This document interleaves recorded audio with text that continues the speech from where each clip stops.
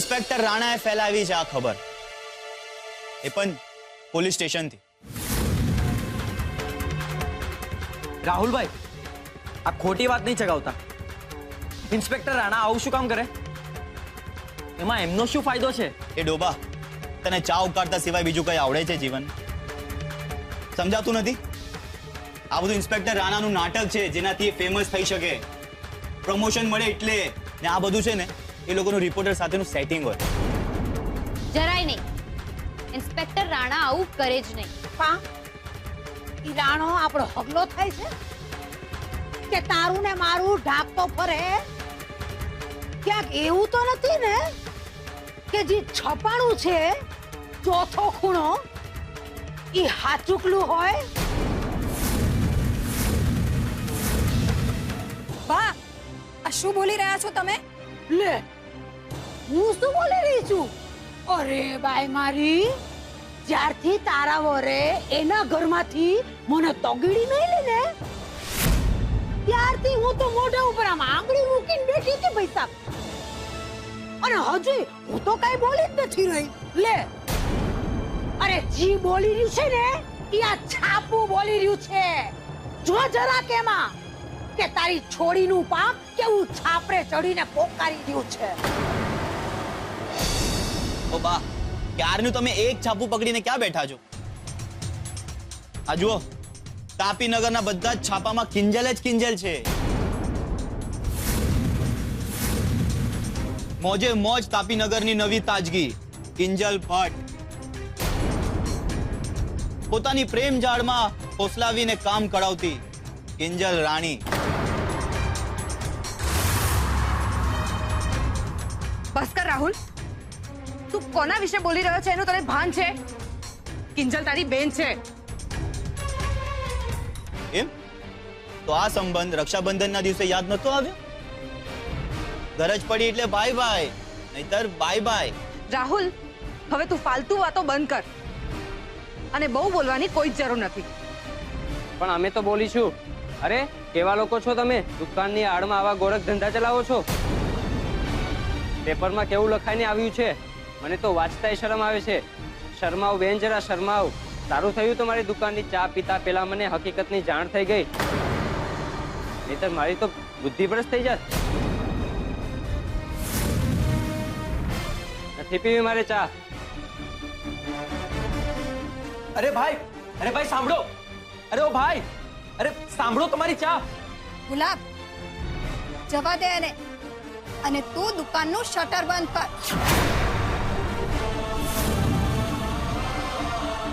કહ્યું ને મેં કે શટર બંધ કર. કાકી તને કઈ કહી રહ્યા છે? સાંભળ્યું? લે, કાંડા કાન હોય તો સંભળાય તો ખરું જ ને. અરે હું તો કહું છું, જ્યાં સુધી દુકાન ચાલુ રહે ને ત્યાં સુધી ચર્ચાનો ચબૂતરો જાગતો રહે. મારું માનો તો એકવાર શટર પાડી જ નાખો એટલે કાયમની શાંતિ. પણ કાઈ વાંધો, હું છું ને તારો ભાઈ. ભલે તે મને રાખડી ના બાંધ, પણ હું તો મારી ફરજ નિભાવીશ. રાહુલ, ખબરદાર, જો દુકાનના શટરને હાથ પણ લગાવ્યો છે તો. આજે દુકાનમાં બાપા પધાર્યા છે. જ્યાં સુધી દુકાનમાં બાપા બિરાજમાન છે ત્યાં સુધી દુકાનનું શટર નહીં પડે. કિંજલ, નહીં મમ્મી, આ જે કંઈ પણ છપાવ્યું છે એ સાચું નથી તો હું શું કરવા ડરું? દુકાન તો બંધ નહીં જ થાય. રહી વાત આ છાપાની, તો આ જે કોઈએ પણ છપાવ્યું છે એમને તો સજા બાપા આપશે.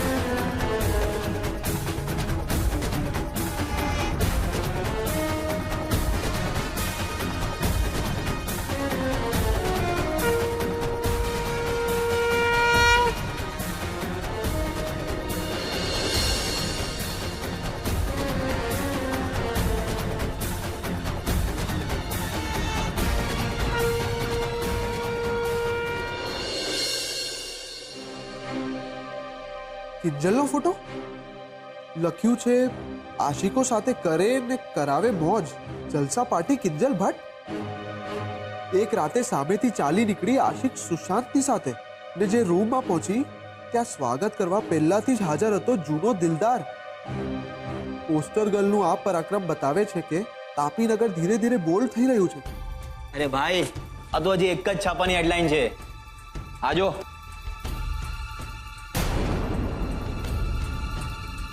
આમાં તને સોલિડ મસાલો મળશે આજ અને હું તને ચેલેન્જ આપું છું કે આ વાંચીને આવતીકાલે દુકાનની બહાર ચા માટે નહીં પણ કિંજલની ચા માટેની લાંબી લાઈન લાગશે વાંચ વાંચ અરે આમાં લખ્યું પણ છે રાત રંગીન મામલા સંગીન પોલીસને ખબર પડી તો છાપો માર્યો આંબેડકર નગરના 4 નંબરના બંગલામાંથી પ્રેમી સાથે મળી આવી કિંજલ ભટ્ટ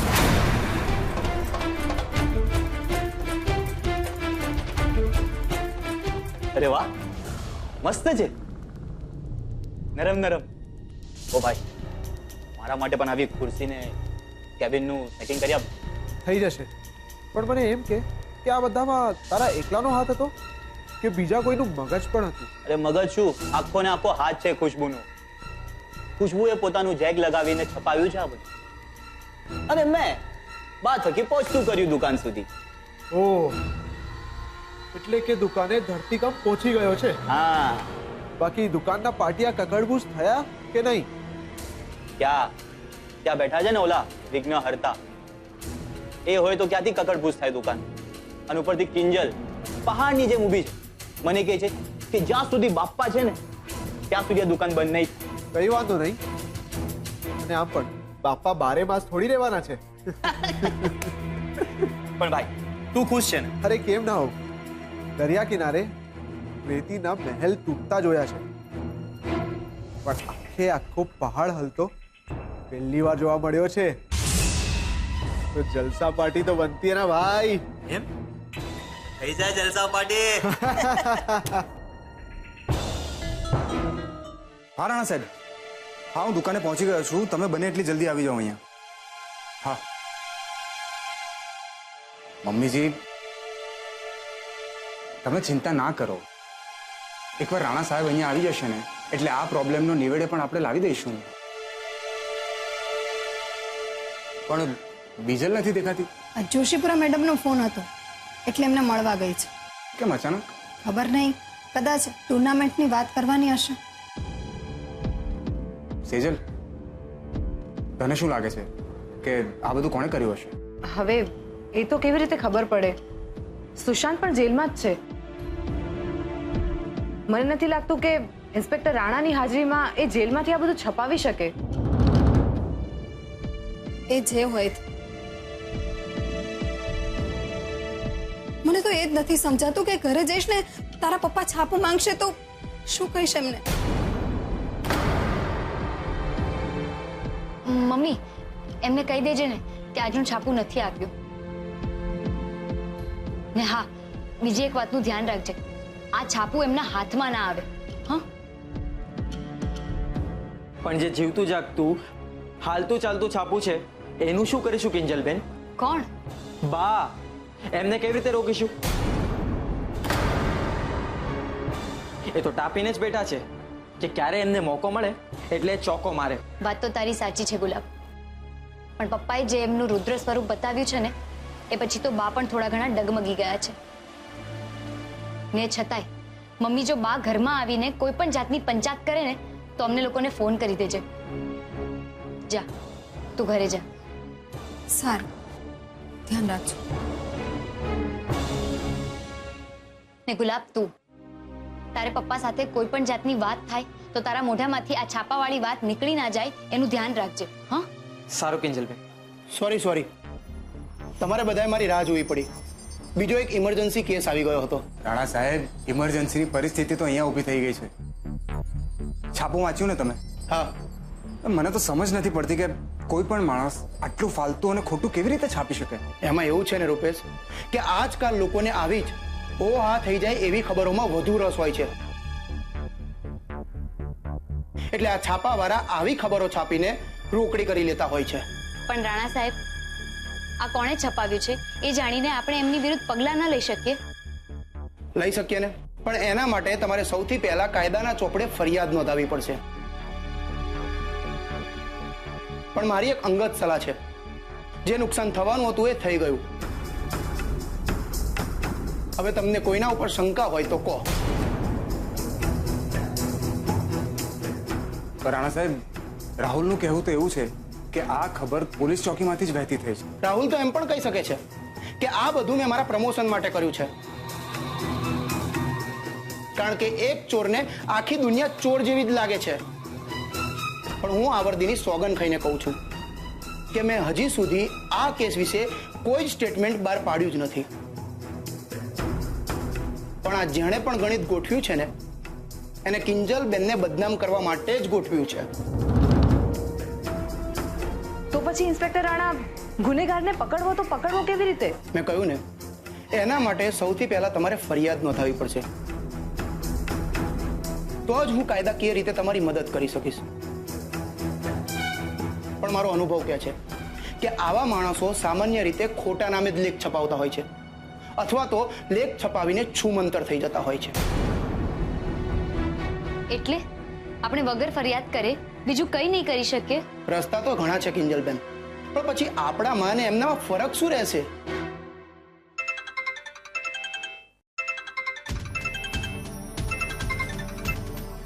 એક મિનિટ. શું? જલ્દી આવું છું.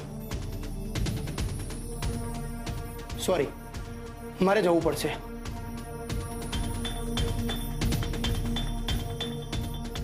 કિંજલ, શું વિચારી રહી છે? એ જ.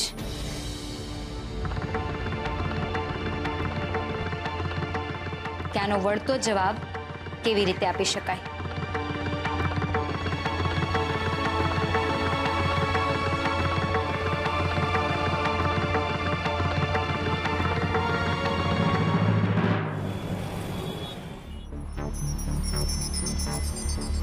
મેમ, તમે મને બોલાવી? બોલાવી નથી બીજલ, બોલાવી પડી. આ બધું શું ચાલી રહ્યું છે કે આજકાલ તું તારી મરજીથી પ્રેક્ટિસ પર આવે છે, નથી આવતી? કેમ? જ્યારે તારું સિલેક્શન કરવામાં આવ્યું હતું ત્યારે તો તે ઘણા બધા વચનો આપ્યા હતા, પ્રોમિસીસ કર્યા હતા. 6 ને બદલે સવારે 5:30 આવીને પ્રેક્ટિસ કરતી હતી. તો કેમ અચાનક લાગી ગઈ તારી ગાડીને બ્રેક? બોલ બીજલ. મારે પણ જાણવું છે કે અચાનક તારા ટેલેન્ટને થયું છે શું? ટેલેન્ટ કાટ ખાઈ ગઈ કે પછી ટુર્નામેન્ટનું નામ સાંભળીને સોડાનો બધો પાવર ઉતરી ગયો તારો? બોલ બીજલ, જવાબ તો તારે આપવો જ પડશે. મેમ, એકચ્યુઅલી આજકાલ મારા ઘરમાં એટલા બધા પ્રોબ્લેમ્સ ચાલી રહ્યા છે કે મારાથી ઘરની બહાર પણ નીકળવું ઇમ્પોસિબલ જેવું થઈ ગયું છે. બહાના બતાવવાનું બંધ કરો મિસ ભટ્ટ. બહાના બતાવવાથી સિમ્પથી જીતી શકાય છે, ટુર્નામેન્ટ નહીં. એવું નથી કે સ્વાતિ પૈસા વાળી છે એટલે એના પ્રોબ્લેમ્સ નહીં હોય. તો પણ એ આવે છે ને, એના બધા પ્રોબ્લેમ્સ, એના બધા બહાના મૂકીને. તો પછી તું કેમ નહીં? અક્ષય સર સાચું કહી રહ્યા છે. જો બીજલ, આવું જ ચલાવવાનું હોય ને તો હું બોર્ડની સામે તારું નામ મોકલાવું જ નહીં અને સ્વાતિનું નામ ટુર્નામેન્ટ માટે લખી આપું. ના ના મેમ, પ્લીઝ એવું કંઈ નહીં કરતા. મારે ટુર્નામેન્ટ રમવી છે. તો ઠીક છે, આજ પછી મારી સામે તારી આવી કોઈ ફરિયાદો ન આવવી જોઈએ. આખી સ્કૂલ, મેનેજમેન્ટ બધાને તારાથી ઘણી બધી અપેક્ષાઓ છે. તું આવી રીતે બધાની અપેક્ષાઓ પર પાણી ન ફેરવી શકે. હા મેમ, આજ પછી આવી કોઈ કમ્પ્લેન નહીં આવે. આઈ પ્રોમિસ.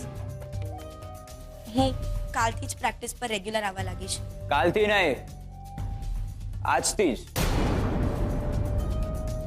જો આજે ના આવાયું હોય ને તો પછી આવતીકાલે આવવાની કોઈ જરૂર નથી. મેમ, પ્રેક્ટિસનો ટાઈમ થઈ ગયો છે. હા, સ્વાતિ આવતી જશે તો હું રજા લઉં. જોયું બીજલ, અક્ષય સરને તારી કેટલી ચિંતા છે. આવા સર કોને મળે? ને તને યાદ છે ને, તારે સ્વાતિની સામે મેચ જીતવાની છે, તો જ તું ટુર્નામેન્ટમાં પાર્ટ લઈ શકીશ. એટલે ફૂલ જોશ સાથે, ઓકે? યસ મેમ, ને મને વિશ્વાસ છે કે નામ તો બીજલ ભટ્ટનું જ આગળ આવશે. All the best. Thank you ma'am.